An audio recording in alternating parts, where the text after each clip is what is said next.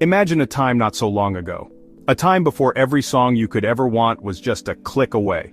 This was the world of music in the early 2000s. If you wanted to listen to a new album, you had to go out and buy it. You would travel to a record store, a big building filled with rows and rows of shiny plastic CDs. You would search for your favorite artist. This led to a big problem. Piracy, Napster, Kazaa. They allowed people to share music files for free. Suddenly, millions of songs were available without paying. It felt like a revolution. But it was a revolution that was hurting the music industry. Artists and record labels were losing money. The industry was fighting a losing battle, suing its own fans. This created a strange and difficult situation for music lovers. In Stockholm, Sweden, two very different people were watching this chaos unfold. One was Daniel Ek. He was a young tech prodigy, a quiet, thoughtful coder who grew up with computers. By his early 20s, he had already started and sold his own successful tech company. He was wealthy, but he felt empty. He loved music more than anything. He was a musician himself, playing guitar, dreaming of a life in music. The other man was Martin Lorentzen. He was older than Daniel and had a different kind of energy. Martin was a brilliant entrepreneur. He was bold and energetic, great at building businesses. Daniel had the seed of an idea.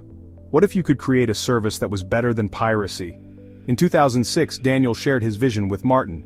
The two men connected instantly. Together, they were the perfect team. Daniel, the quiet visionary, the technical wizard. Martin, the energetic businessman who could push the project forward. They combined their skills and their money. They would create a company to build this dream. They called it Spotify. The journey to create Spotify was not easy. In the beginning, almost nobody believed in their idea. Daniel Ek and Martin Lorentzen had a powerful vision. They pitched a music streaming service to people in tech. The experts would shake their heads. They told Daniel his idea was impossible.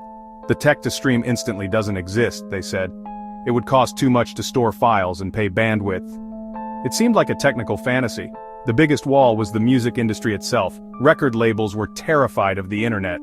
When Daniel and Martin approached them, the doors were slammed shut. They didn't trust two tech guys from Sweden. They worked alone in a small Stockholm apartment. It was cramped, full of computers.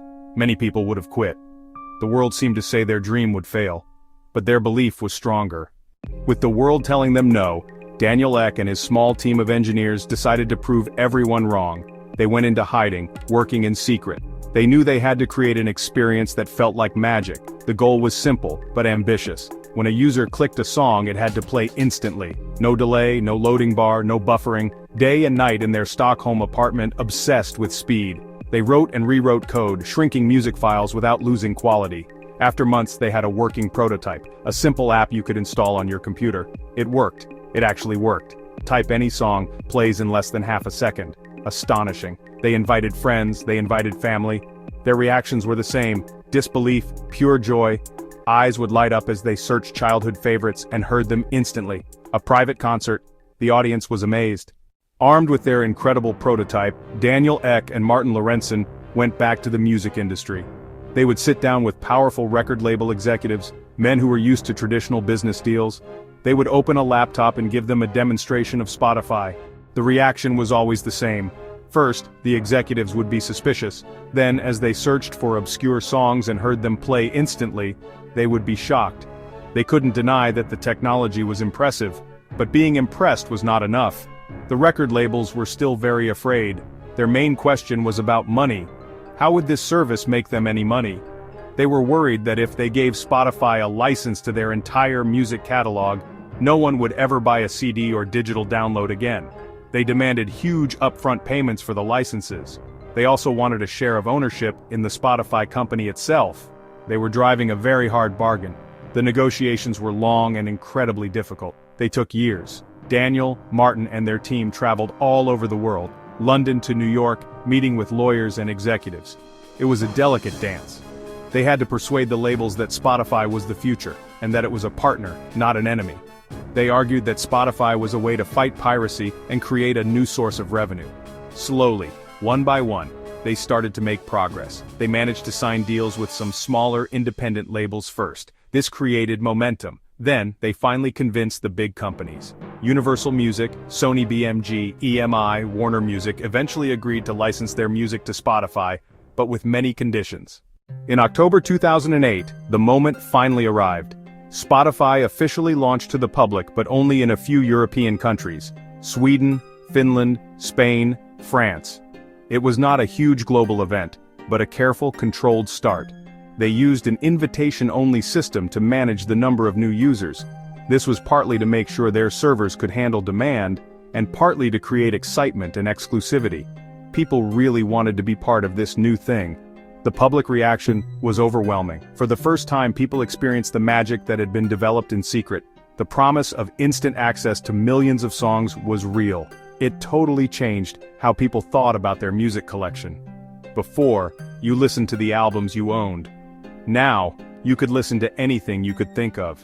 You could explore new artists, listen to old favorites, and create endless playlists for any mood or occasion. It was a liberating feeling. The service was offered in two versions: a free version with advertisements, a premium subscription with no ads and offline listening. This freemium model was a stroke of genius. The free, ad-supported tier was Spotify's secret weapon against piracy. It gave people a legal and safe alternative that was just as easy as illegal downloading, and it cost nothing. After its successful launch in Europe, Spotify's next big challenge: conquer the United States. This was much harder than it seemed. The American record labels were even more powerful and more skeptical. Negotiations to enter the US took almost 3 years. Meanwhile, other tech giants were building music services: Apple, Google. The pressure was on. Daniel Ek practically moved to the US to lead negotiations. He met with every important person in the American music industry. He had to convince them all over again. He showed success in Europe with rising subscription numbers and a sharp decrease in piracy in Sweden. After endless meetings and difficult compromises, the deals were signed. In July 2011, Spotify launched in the US, using an invite-only system to build hype. The American launch was a massive success. Demand for invitations was huge. Tech blogs, news outlets wrote glowing reviews. Celebrities and influencers started sharing Spotify playlists. The service spread like wildfire across the country. That was the moment Spotify became a global phenomenon. After conquering America, the company expanded aggressively. It launched country after country: South America, Asia, rest of the world. Each new country brought new challenges, deals with local record labels and adjustments to cultural tastes. As Spotify spread, it changed listening habits globally. Today, it is hard to imagine a world without Spotify. The company that started in a small Stockholm apartment is now the largest music streaming service on the planet, with hundreds of millions of users. Daniel Ek and Martin Lorentzon's impossible idea became the new reality. They succeeded in building a service that was better than piracy. They created a bridge between the terrified music industry and the new generation of digital listeners. They didn't just build a company, they changed the fundamental way the entire world interacts with music. The war over music is over. A new, more peaceful era has begun. The impact on the music industry has been enormous. After years of decline, the industry's revenues are growing again, driven almost entirely by streaming. Artists now have a new way to build a career. Of course, the system is not perfect. Debates continue about how much artists are paid per stream, but there is no denying that Spotify created a new economic model for music. It turned music from a product you buy into a utility you subscribe to, like water, like electricity. For listeners, the legacy is a world of infinite choice. Access to music is no longer a privilege tied to how much money you have for CDs. It is available to almost everyone. This has made us more adventurous listeners. We explore different genres, different eras, different cultures. Music has become more personal, more customized, more deeply integrated into our daily activities. The soundtrack to our lives is endless, curated for us and by us, playing constantly in the background of everything we do. The story of Spotify is more than a tech success. It's the power of a bold idea solving a big problem, a testament to perseverance. Daniel Ek and Martin Lorentzon saw a future no one else could see. They proved you can fight an existing behavior not by banning it, but by offering a better, more compelling alternative. They started a revolution not with anger, but with a beautiful, simple, and magical user experience.